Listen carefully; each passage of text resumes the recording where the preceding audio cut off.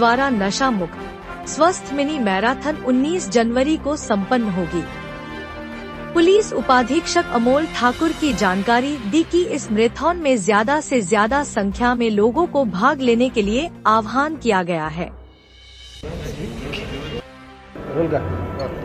माननीय पोलीस अधीक्षक Samir Shaikh sir, additional SP madam यांच्या मार्गदर्शनाखाली व सूचनेनुसार कराड उपविभागाअंतर्गत आपण कराड येथे येत्या 19 जानेवारी 2025ला पोलीस रन आयोजित करत आहोत।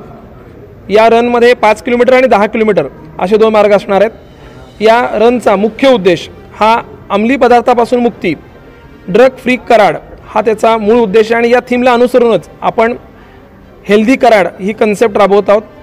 पोलिसांच्या माध्यमातून कराड येथे पहिल्यांदाच हा अभिनव उपक्रम होत आहे। या उपक्रमामध्ये सर्वजणांनी सहभागी व्हावं, विशेषतः तरुणाईने सहभागी व्हावं असं आवाहन सातारा पोलीस दलातर्फे आणि कराड विभागातर्फे सर्वांना करण्यात येत आहे।